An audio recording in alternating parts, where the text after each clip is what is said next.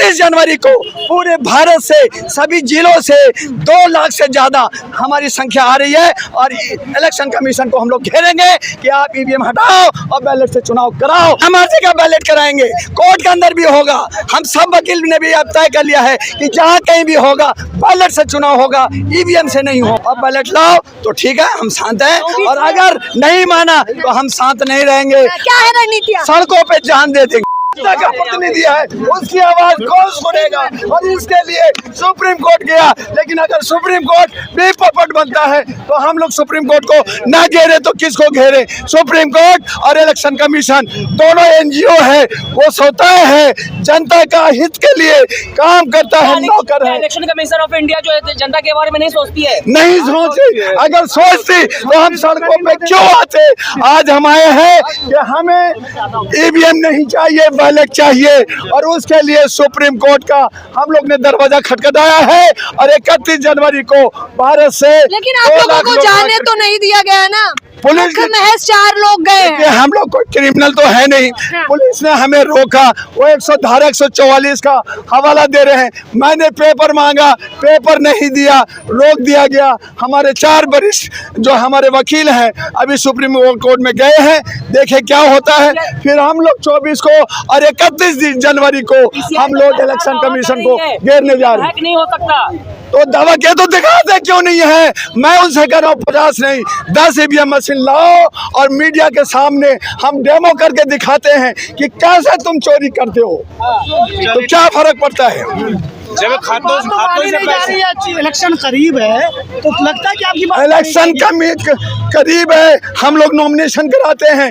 उसके बाद में नाम पर्चा हटता है, उसके बाद बैलेट छपता है। तो अभी तो 3 महीना है, इसमें सरकार कर सकती है। वो घूमने में, मंदिर मस्जिद नफरत में अरबों करोड़ रुपया खर्च करेगी, और हमारा जो अधिकार है वोट देने का उस पर डाका डालेगी। तो ये कहाँ का ये लोकतंत्र है? ये जोकतंत्र हो गया है। ऐसे लोकतंत्र को बचाने के लिए, संविधान को बचाने के लिए हम लोग ईवीएम को हटाना चाहते हैं और बैलेट से चुनाव की मांग करते हैं। संविधान को बचाने के लिए विपक्ष के नहीं सामने आ रहा है। विपक्ष को भी आना होगा, नहीं तो जनता सभी उन नेताओं का जो ईवीएम का विरोध नहीं कर रहा है, हम उनका विरोध करेंगे। सड़कों पे उतरेंगे, आपको गिरफ्तार कर लिया जाएगा। करे ना, हम तो गिरफ्तार करने के लिए आए हैं, गिरफ्तार होने के लिए आए हैं। हमारे अभी जो इंस्पेक्टर साहब ने कहा हम गिरफ्तार कर लेंगे, हम कहा करो, लेकिन वो खुद ही भाग गए, तो हम क्या करें भैया? 400 पार का नारा लगा रही है भाजपा, आपको क्या लगता है कि आप बैन हो? इसीलिए नारा लगा रही है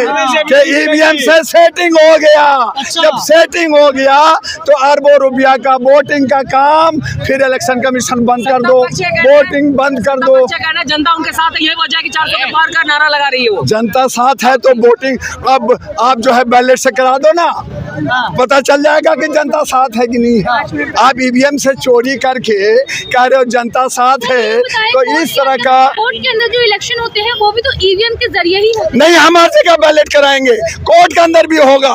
हम सब वकील ने भी अब तय कर लिया है कि जहाँ कहीं भी होगा बैलेट से चुनाव होगा, ईवीएम से नहीं होगा। दुनिया डिजिटल हो रही है, आप आ रहे हैं उसी पे। फिर डिजिटल में चोरी हो रहा है तो हमें रोकना होगा। उसमें व्हाइट शीशे और ब्लैक शीशे का गेम है, तो हम उस चोरी को रोक, क्या हम उसे चोरी करने से बताओ ना, कौन सा खर्चा?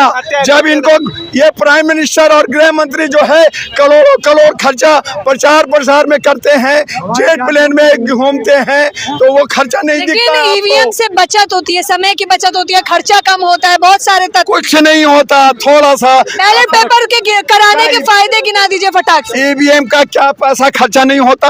ईवीएम के अंदर वीवीपैट बनाने में करोड़ों रुपया का खर्च। मैंने कहा बैलेट पेपर से कराने पर फायदा क्या होगा, फायदा गिना दीजिए। फायदा ये हमारा है कि ये निष्पक्ष चुनाव होगा, ट्रू होगा, जो चोरी है नहीं होगा।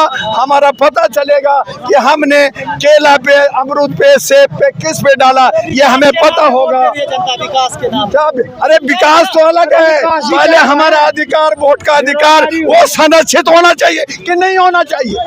हमें वो जो हमारा वोट का अधिकार है, जिससे हम नौकर को चुनते हैं, को रुका थोड़ी जा रहा, वोट देने वो हमारा छीन रहा है और अपनी मर्जी से राजा बन रहा है। तो आप चाइना और रशिया बनाना चाहते हो कि 40 साल तक रहोगे, तो मोदी जी अनाउंस करते हैं रशिया बन कि जाएगा। मैं जिंदगी भर प्राइम बड़ी मिनिस्टर बात है, रहूंगा। रशिया बन इलेक्शन कमीशन हटा। रशिया में पुतिन क्या किया?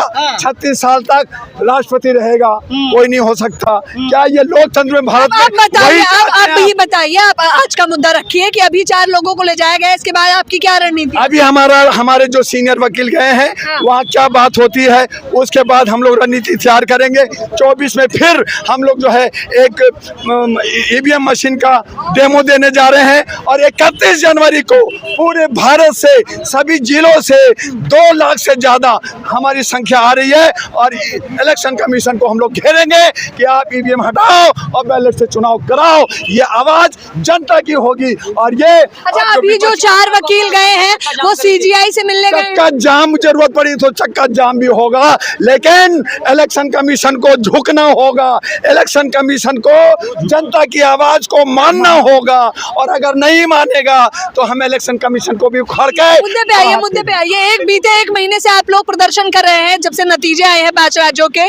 क्या अभी तक आप लोग सुप्रीम कोर्ट के डीवाई चंद्रचूड़ से मुलाकात हुई है इस मामले को लेकर? यही तो हम लोग जा रहे थे तो हमें डिटेन कर लिया गया और यही हमारे सीनियर हो गए कि डीवाई पाटिल से बात होगी। अगर वो नहीं माने तो और आंदोलन तेज होगा। अगर वो मान गए और प्रस्ताव कर दिया और इलेक्शन कमीशन को आदेश दिया कि आप इलेक्शन ये जो ईवीएम मशीन हटाओ और बैलेट लाओ, तो ठीक है, हम शांत हैं। और अगर नहीं माना तो हम शांत नहीं रहेंगे, क्या है रणनीति? सड़कों पे जान दे देंगे। जान दे देंगे, बताइए।